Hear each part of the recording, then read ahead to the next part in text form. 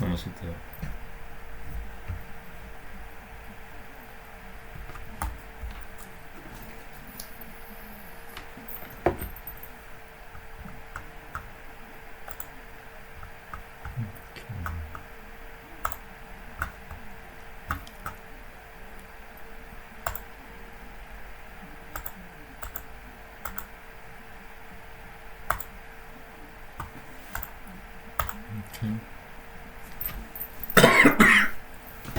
Namaste.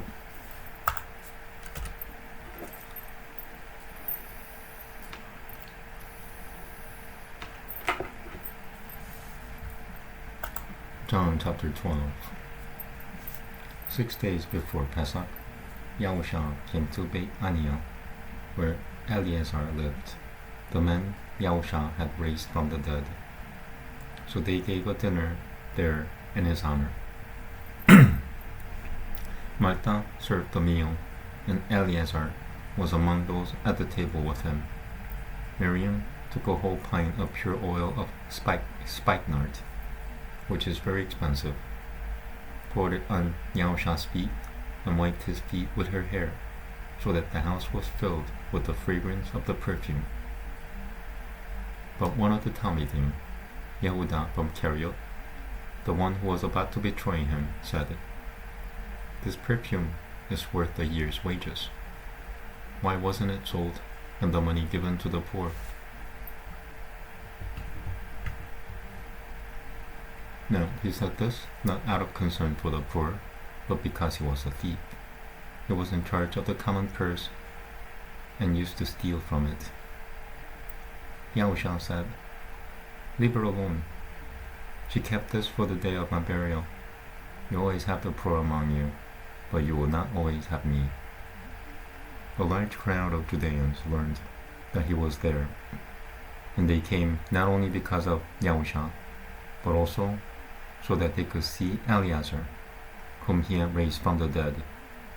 The head Kohanim then decided to do away with Eleazar too, since it was because of him that large numbers of the Judeans were leaving their leaders and putting their trust in Yah-Usha.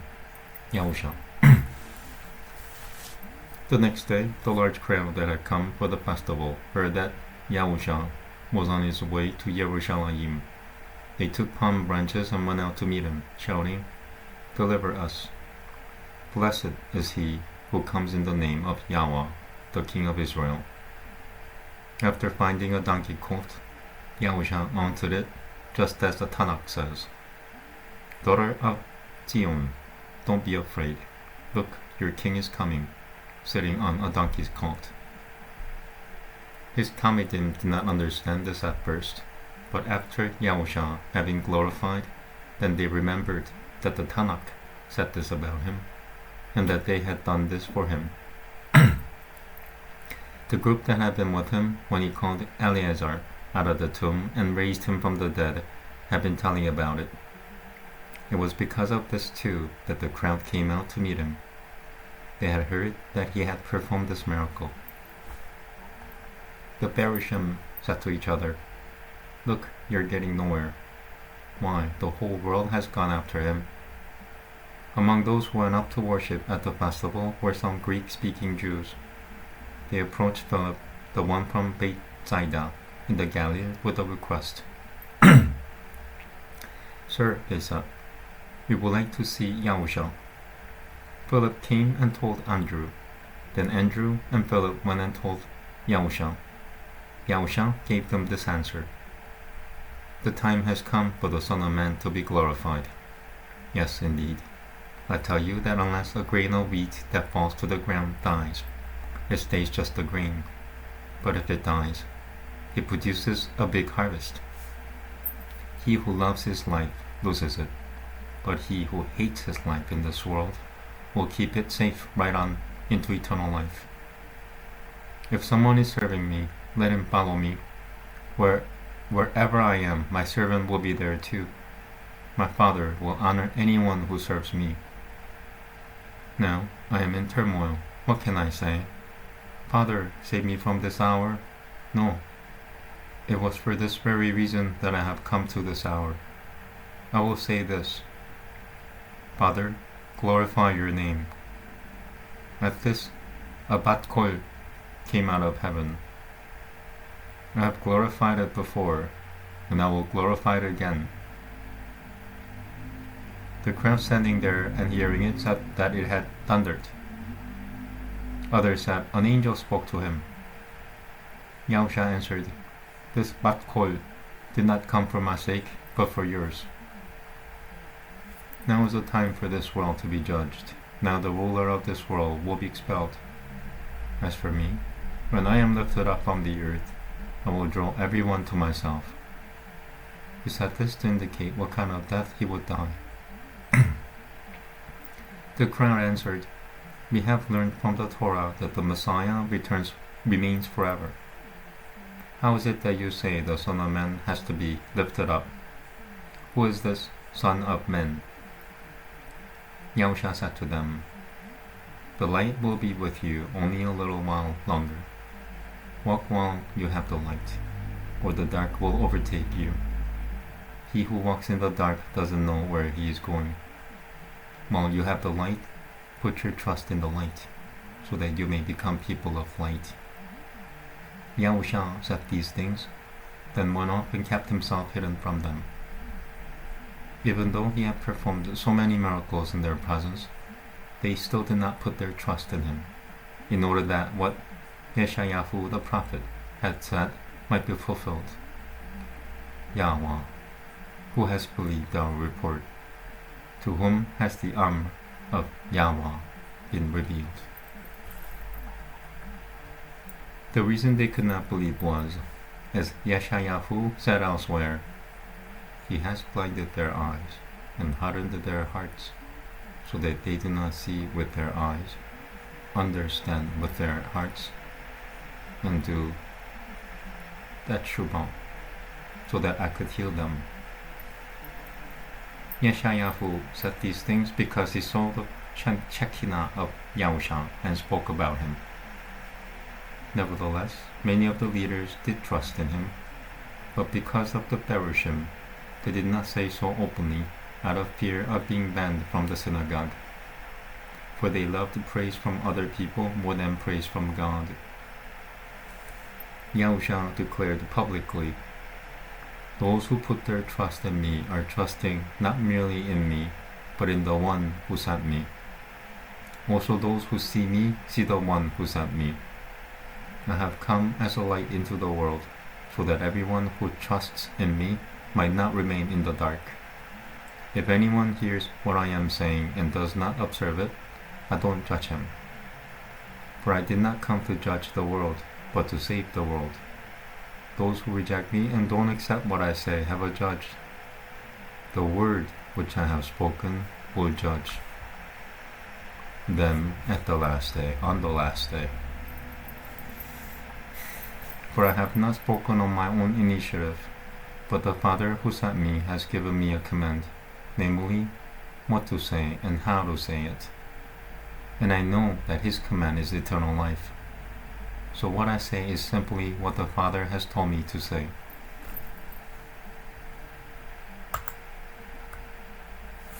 Chapter 13. It was just before the festival of Pesach, and Yah-Usha knew that the time had come for him to pass from this world to the Father. Having loved his own people in the world, he loved them to the end. They were at supper, and the adversary had already put the desire to betray him into the heart of Yehuda ben Shimeon from Keriot. Yah-Usha was aware that the Father had put everything in his power, and that he had come from God and was returning to God. So he rose from the table, removed his outer garments, and wrapped the towel around his waist. Then he poured some water into a basin, and began to wash the feet of the Talmidim, and wiped them off with the towel wrapped around him.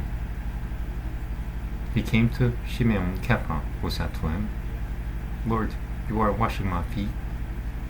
Yah-Usha answered him, You don't understand yet what I am doing, but in time you will understand.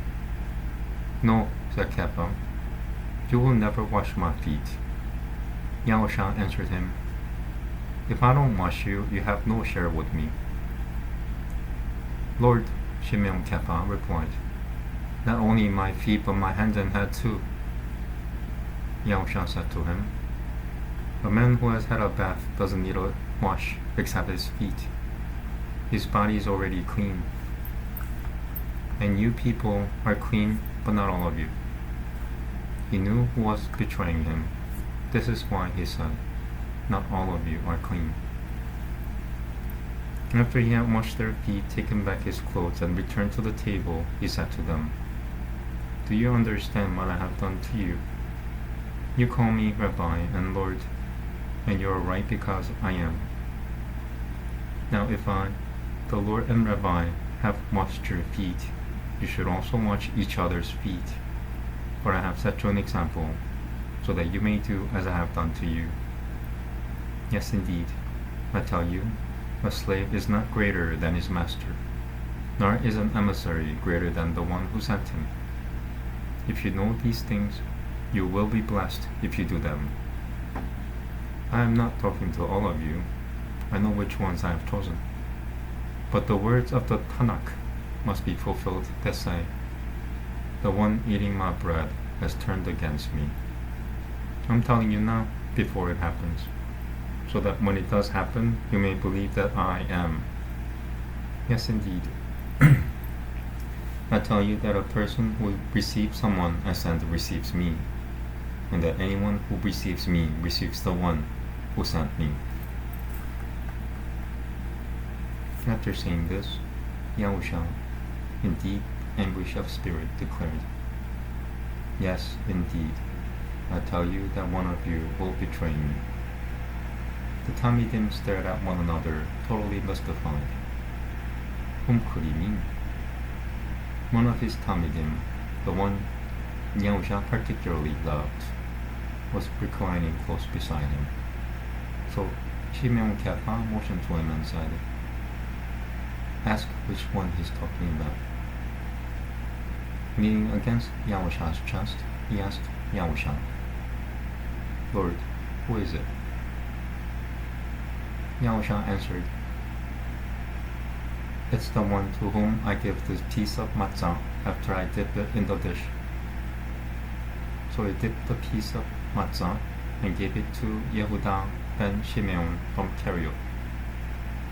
As soon as Yehuda took the piece of matzah, the adversary went into him. What you are doing, do quickly. Yah-Usha said to him. But no one at the table understood why he had said this to him.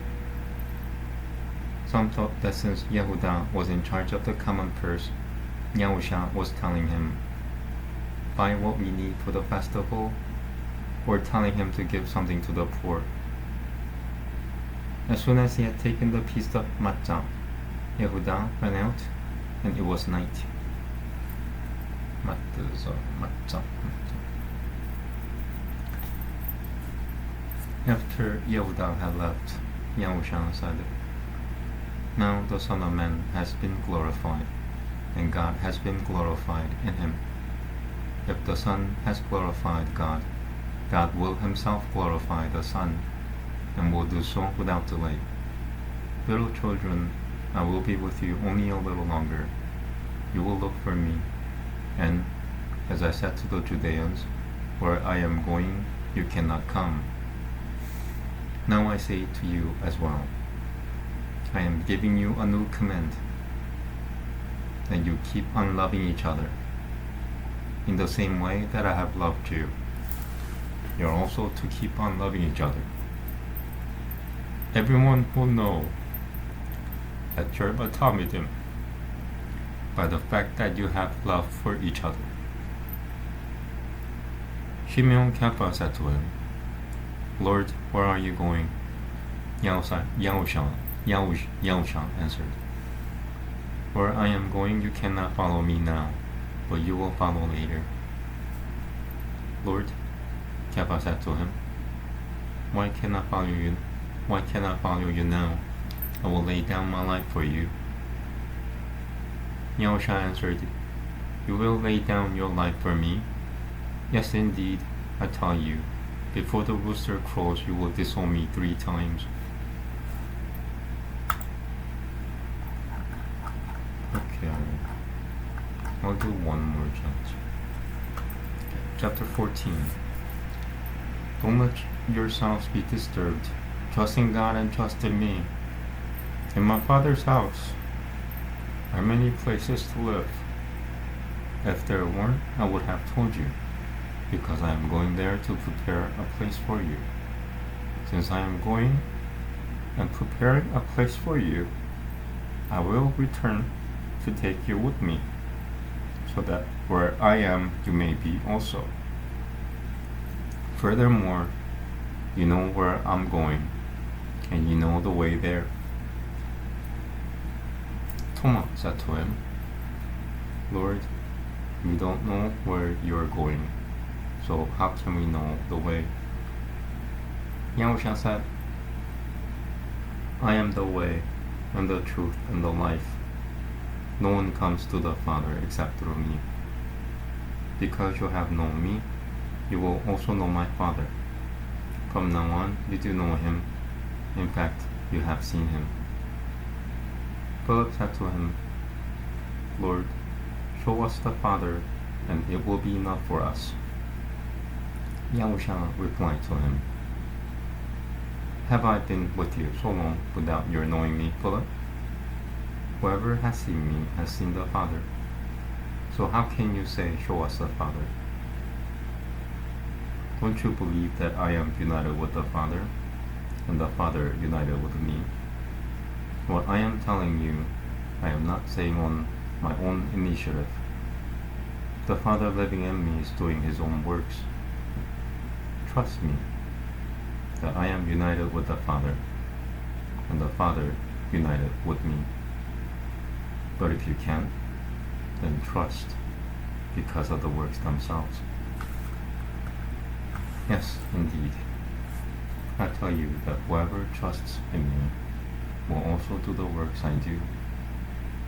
Indeed, he will do greater ones, because I am going to the Father. In fact, whatever you ask for in my name, I will do, so that the Father may be glorified in the Son. If you ask me for something in my name, I will do it.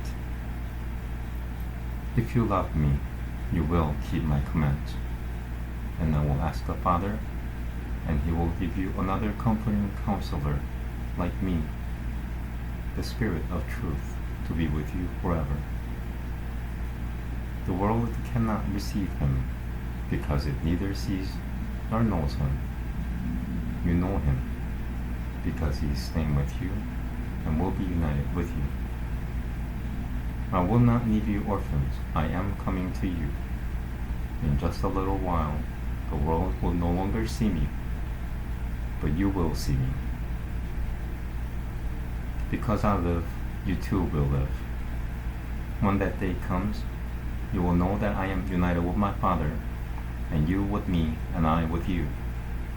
Whoever has my commands and keeps them is the one who loves me, and the one who loves me will be loved by my Father, and I will love him and reveal myself to him. Yehuda, not the one from Cairo, said to him, What has happened, Lord, that you are about to reveal yourself to us and not to the world?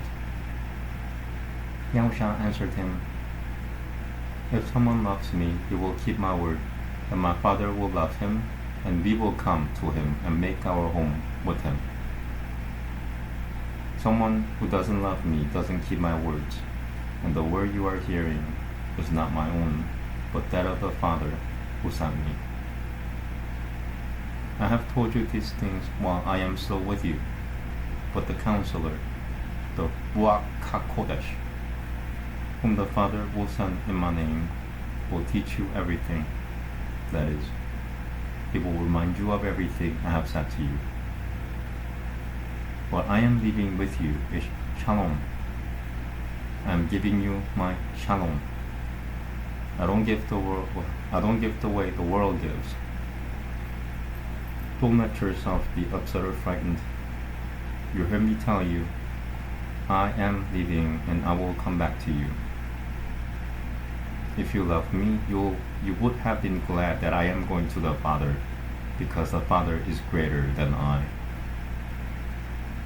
Also I have said to sorry, not getting time. Also I have said it to you now before it happens, so that when it does happen, you will trust. I won't be talking with you much longer, because the ruler of this world is coming. He has no claim on me.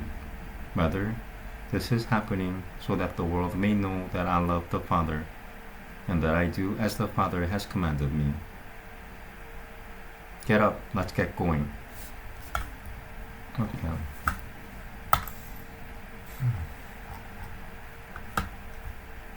Let me just change this.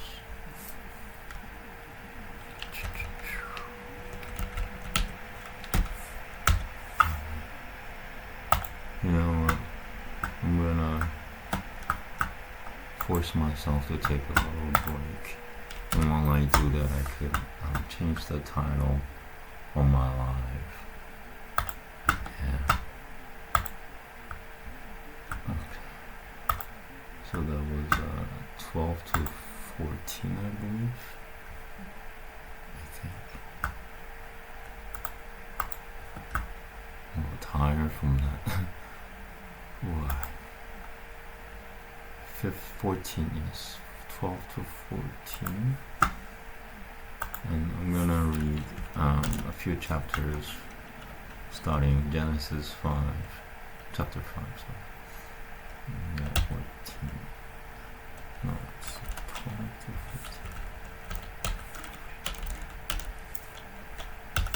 15. Makes it easier for me when because I'm recording and live streaming at the same time. Like I'm recording it on my laptop and also live streaming. I like the idea of live streaming. It's kind of like the cooking process. Cooking with Sanskrit. Or in this case, the Bible. Cooking with the Bible.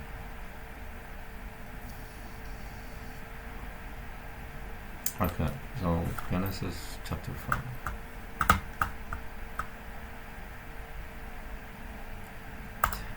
Yes. Mic check. Let's see. Am I? Nope, I am not plugged to the right console. Okay, now I am. So sorry about that. The voice must have sucked. That's okay. I think God doesn't want humans to listen to my voice yet. Yeah. Well, you're gonna hear Genesis chapter 5, Old Testament. But I have to be more aware. Always check mic. I have to check mic all the time. Okay, here we go.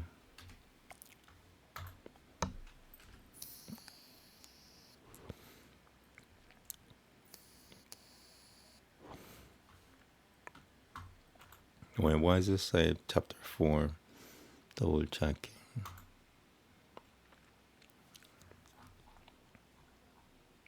I read chapter 4. I'm gonna change this too.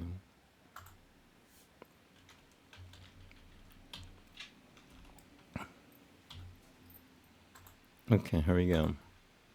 Genesis chapter 5. Here's the genealogy of Adam. On the day that God created man, he made him in the likeness of God. He created them male and female. He blessed them and called them Adam on the day they were created.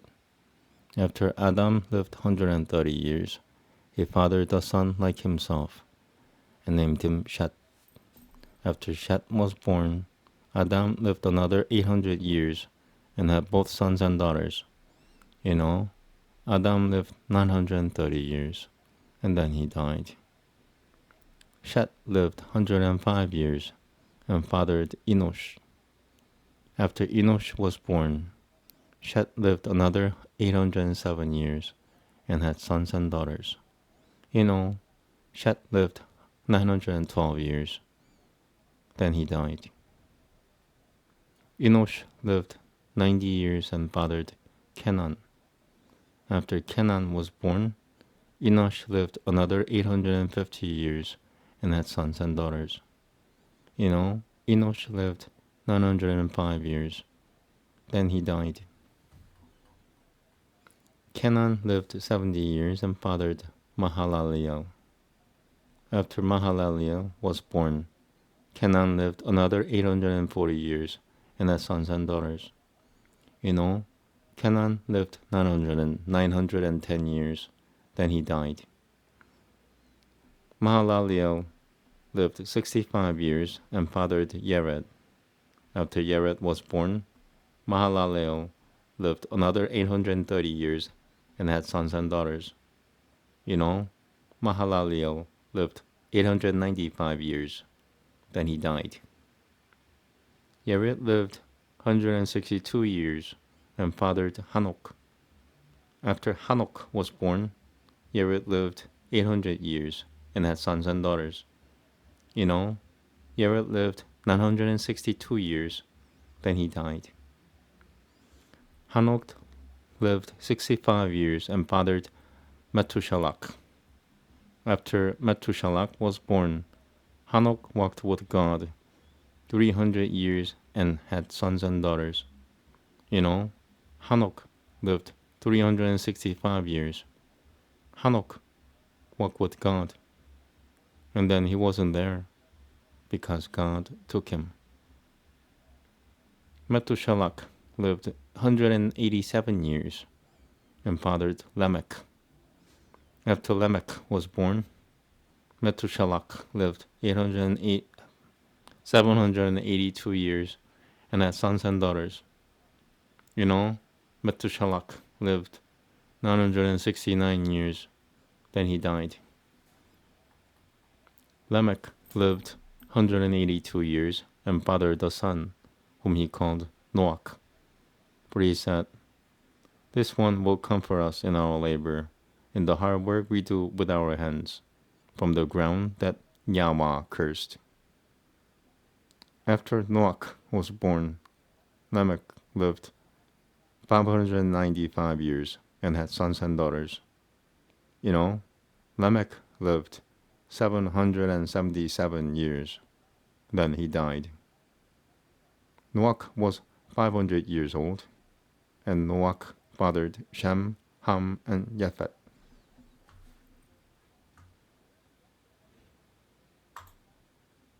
Chapter 6. In time, when men began to multiply on earth, and daughters were born to them, the sons of God saw that the daughters of men were attractive, and they took wives for themselves, whomever they chose. Yahweh said, "My spirit will not live in human beings forever, for they too are flesh. Therefore their lifespan is to be 120 years. The Nephilim were on the earth in those days, and also afterwards, when the sons of God came in to the daughters of men, and they bore children to them. These were the ancient heroes, men of renown." Yahweh saw that the people on earth were very wicked, that all the imaginings of their hearts were always of evil only. Yahweh regretted that he had made humankind on the earth. It grieved his heart. Yahweh said, "I will wipe out humankind, whom I have created, from the whole earth, and not only human beings, but animals, creeping things, and birds in the air, for I regret that I ever made them." But Noah found grace in the sight of Yahweh.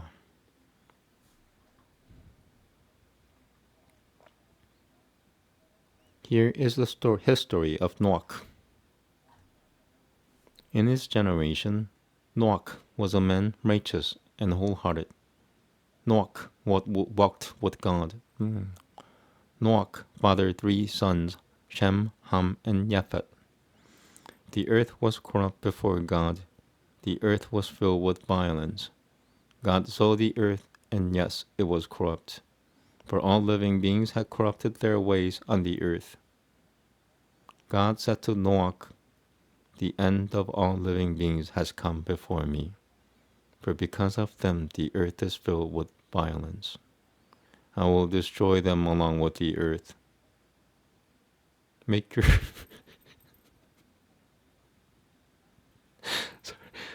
no said that. Sorry. Make make yourself an ark of gopher wood. You are to make the ark with rooms and cover it with pitch both outside and inside. Here is how you are to build it. The length of the ark is to be 450 feet, its width 75 feet, and its height 45 feet. You are to make an opening for daylight in the ark 18 inches below its roof. Put a door in its side, and build it with lower, second, and third decks. Then I myself will bring the flood of water over the earth to destroy from under heaven every living thing that breathes. Everything on earth will be destroyed. But I will establish my covenant with you. You will come into the ark, you, your sons, your wife, and your sons' wives with you. From everything living, from each kind of living being, you are to bring 2 into the ark to keep them alive with you. They are to be male and female. Of each kind of bird, each kind of livestock, and each kind of animal creeping on the ground, 2 are to come to you so that they can be kept alive. Also take from all the kinds of food that are eaten and collect it for yourself. It is to be food for you and for them. This is what Noah did. He did all that God ordered him to do. Chapter 7. Yahweh said to Noah, "Come into the ark, you and all your household, for I have seen that you alone in this generation are righteous before me. Of every clean animal you are to take 7 couples, and of the animals that are not clean 1 couple.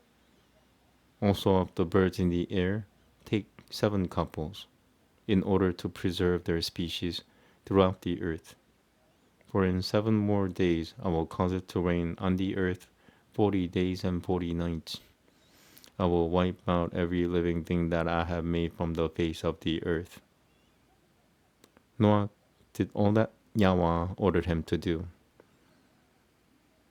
Noah was 600 years old when the water flooded the earth.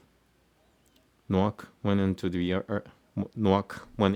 ark with his sons, his wife, and his sons' wives because of the flood waters.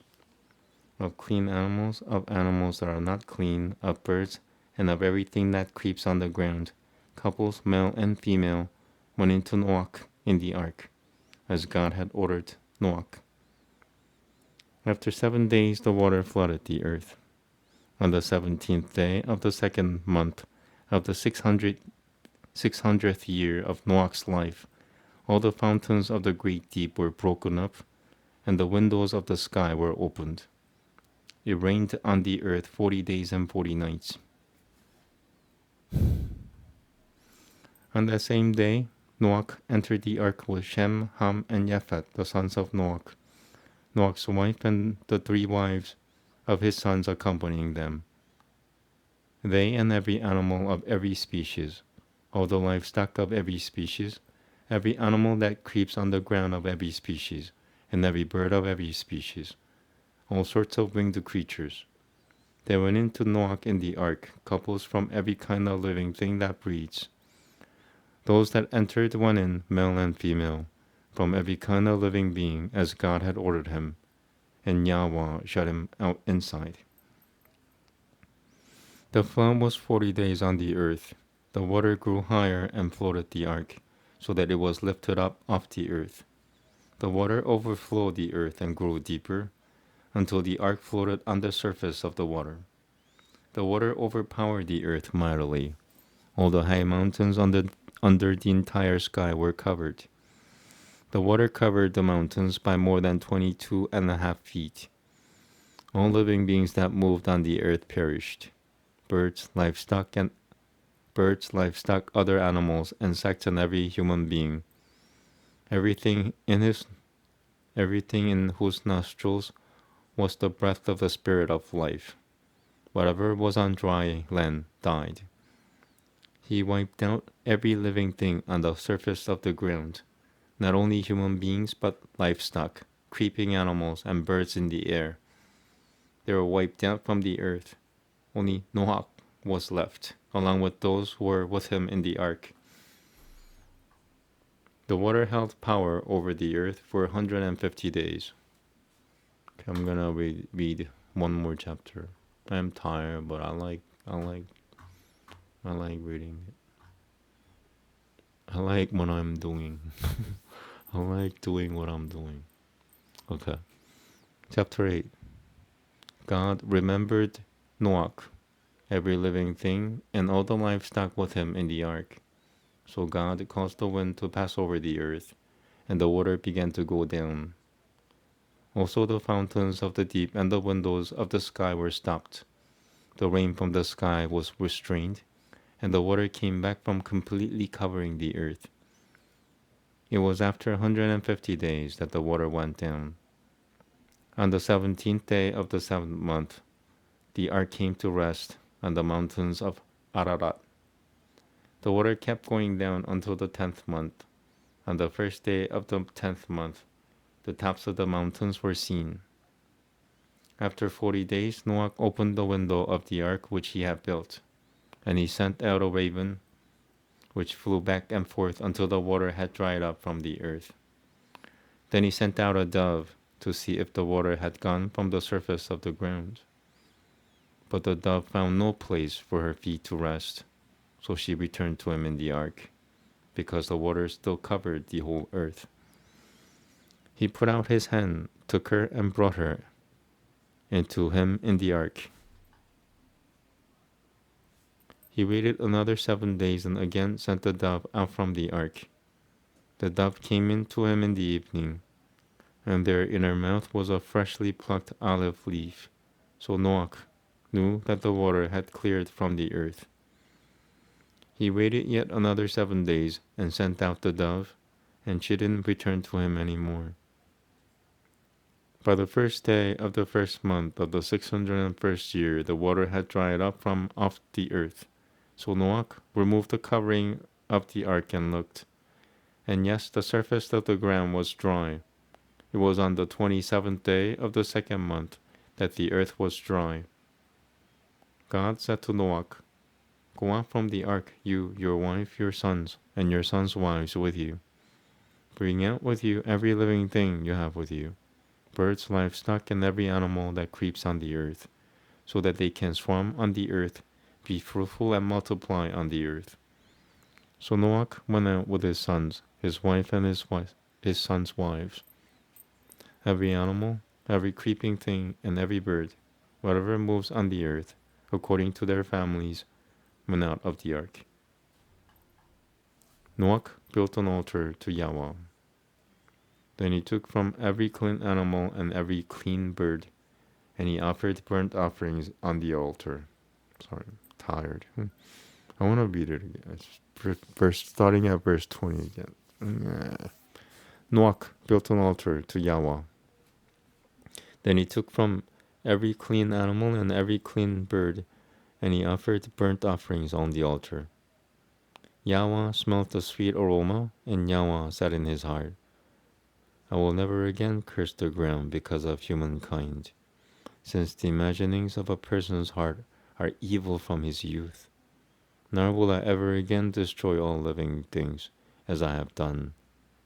So long as the earth exists, sowing time and harvest, cold and heat, summer and winter, and day and night will not cease." Interesting. Okay, I think that's it.